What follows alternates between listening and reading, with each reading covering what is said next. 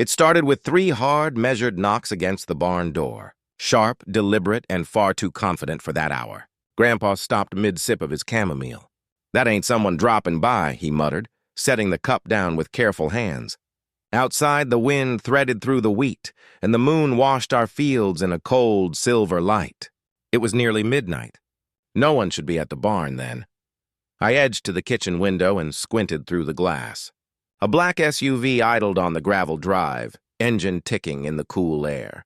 3 figures stood clustered near the barn. Flashlights, radios, heavy-looking jackets that read HOA across the back. The sight didn't fit. Our little town didn't even have a homeowners association. We lived out on private farmland, miles away from the neat rows of suburban lawns where HOAs prowled. And who comes to a barn at midnight claiming to be an inspector? A voice called out, crisp and practiced. "HOA inspection. We've received reports of unregistered structures on your property." Grandpa didn't flinch. He rose slowly, every bone in his old body protesting, but his eyes sharpened. "Get my boots," he told me in a low, steady voice. "And don't open that door." I obeyed without hesitation.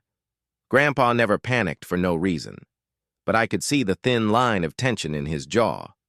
He was thinking, working through something old and dangerous. While I pulled on his boots, he moved down the back hall. He didn't just reach for a flashlight. He unlocked the chest beneath the stairs. I hadn't seen him touch that chest in years. Inside lay a neat stack of dust-sheened blueprints, a military-style communications box, and a small, cool silver key. "Stay inside unless I call," he said, sliding the key inside his coat pocket. Then he stepped into the night. Outside, one of the men rapped the barn door harder. "We need access now. Step aside or we'll escalate." The voice wasn't asking. It was a threat. There were no official badges, no paperwork, nothing legal. They clearly hadn't expected anyone to resist. What they didn't know, what nobody in town knew, was that Grandpa had once designed secure installations for the government. That barn wasn't merely a storage for hay and tools. From the window, I watched the barn doors yawn open a hair. The men took a step back, glancing at one another. Then the motion lights kicked on, so bright they cut through the night. From inside the barn came a low metallic whir, like a machine stretching awake, and then a hush that made the 3 men pause. One reached for his radio. That's when I heard it, a flat, synthetic voice from within. "Unauthorized entry detected. Engaging countermeasures." I ducked. Grandpa was only getting started. The mechanical announcement froze the imposters. One jerked and dropped his flashlight. Another slid backward onto the gravel as if the light itself burned him. In the glare, I could just make out their faces, stiff with surprise and the sudden bloom of fear. Then came a second noise, a series of clicks and the grinding of metal. 2 steel posts rose slowly from the ground on either side of the barn entrance. A crossbar extended between them and suspended a small black dome that began to rotate, lenses sweeping. The device hummed softly, tracking like something alive. Grandpa's system didn't merely watch, it reacted. He had spent decades building equipment for classified sites. After he retired to the farm, he pretended he was done with that life. He said he was a farmer now, but he'd kept pieces of his old work. He'd repurposed surplus components into a personal defense array hidden inside the old barn. What I had assumed was a tinker's hobby proved to be an engineered, automated security rig. Near the silo, I saw Grandpa step out from the shadow, a small remote in his hand.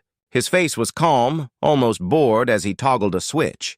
A white mist hissed from vents along the eaves and spilled into the yard. The 3 men panicked and scrambled backward. One shouted, "He's gassing us!" Another drew a pistol and cursed, "Big mistake!" A thunderous clang followed, steel slamming down. A protective plate crashed over the barn doors and locked into place. The dome turned and pushed out a shrill alarm and a red strobe. Though it wasn't trying to hurt anyone, it was cataloging, analyzing. "Put the weapon down," the same mechanical voice ordered. "Final warning." The man with the pistol trembled. He dropped the gun and lurched to flee, but his foot caught on a coil of hose Grandpa had left by the hay. He crashed to the ground, the gravel biting into his palms. Grandpa walked over with the slow certainty of a man who knew every inch of the ground he stood on, who had planned for this exact moment. "You're on private property," he said, voice flat. Stay where you are while I call the sheriff. He'll be here in about 30 seconds. One of the other men tried to talk his way out. We're doing a routine check. This isn't necessary. Grandpa squinted, unimpressed. Routine? You're armed, you have no ID, and you came at midnight. At that instant, blue and red lights painted the distant trees. The sheriff's truck squealed to a halt behind the black SUV. Grandpa lifted his chin toward the deputies as they spilled out, rifles raised. Sheriff, they're yours. The three imposters stared at the police approaching and knew they were trapped. They didn't yet understand why they'd come or who had sent them. But the reveal, the real reason they were at our barn, still hung, waiting to be uncovered. Deputies moved in, called for backup, secured the perimeter. Even as handcuffs clicked and lights swept the yard, a folded envelope slid from the SUV, its front bearing our farm's name and clearly address and details. The sheriff's boots crunched on the gravel as he came closer, shotgun slung low and ready. Behind him, two deputies were already slapping cuffs on the imposters and pressing them against the black SUV. One of the captured men kept babbling. We didn't know. We were told it was just a pickup job. Pick up what? The sheriff demanded, voice flat. From where? Grandpa stepped forward, arms folded, his posture small and solid in the moonlight. That barn's been up since '82. What exactly did they think they were picking up? The sheriff squinted at him. Walt, is there something in there I ought to know about? Grandpa sighed, rubbing his hands like he was warming them, then let out the fact as if it had always been obvious. There was something the sheriff used to know about. Then it clicked for ME too. The barn wasn't merely wired with traps. There had always been a part of it he forbade anyone to enter. Along the east wall inside, near the concrete, there'd been a bolted hatch in the floor. I'd watched him open it once when I was a kid and lower something heavy into the dark below. He'd told me to forget it. Apparently somebody else hadn't. The sheriff spun back to the men. Who hired you? One of the prisoners, shaking so badly his teeth chattered, looked up. We were hired online. Cash up front. No names. We thought it was abandoned surveillance stuff. Just extract and deliver. Deliver where? The sheriff pressed. The man swallowed. Seattle, some warehouse by the port. Grandpa's face didn't change. He only nodded as if everything made a terrible kind of sense now. They were after the case, he said. The what? I asked. Grandpa turned, slow and deliberate. Before he left his last contract, he admitted, he'd kept one prototype. Decommissioned in appearance, he said. But the guts, the encryption cores, still had value. Maybe someone leaked an old inventory list. Maybe someone remembered the rumors. The sheriff pinched the bridge of his nose. Walt, if that's true, you're not local trespass. It's federal. Grandpa didn't argue.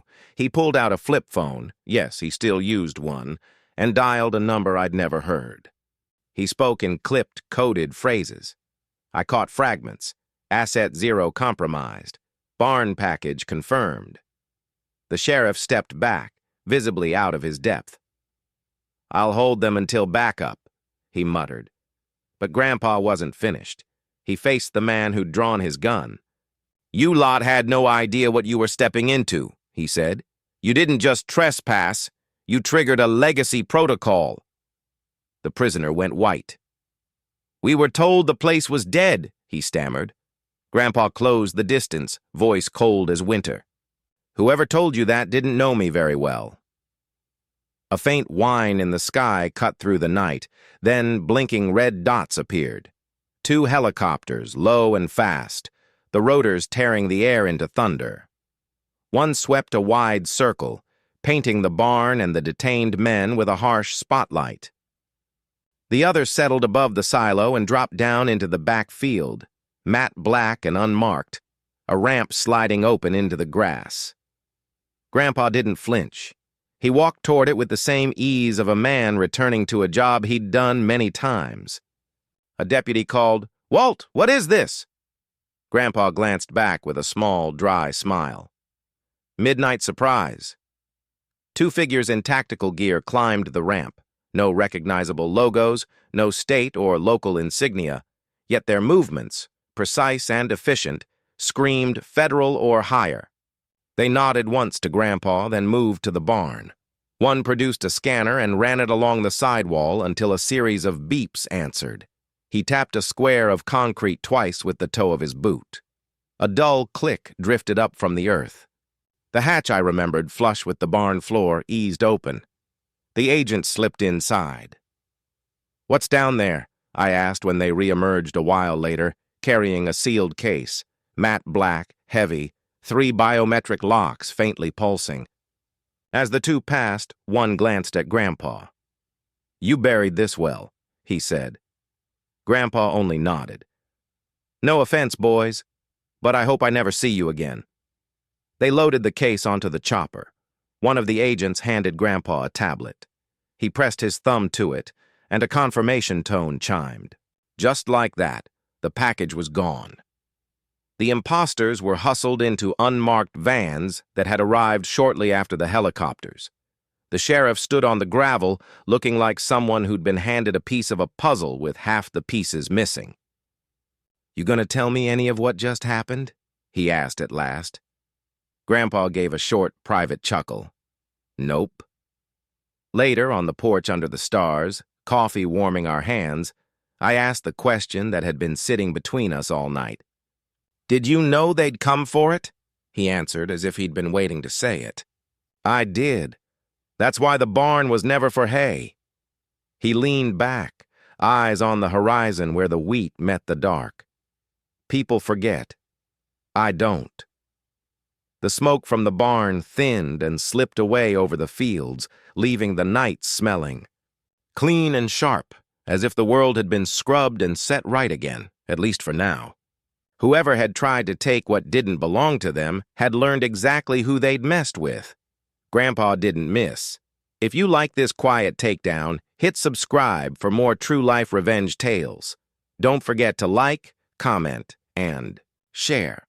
Sometimes a reminder that the quiet ones are watching is exactly what someone needs.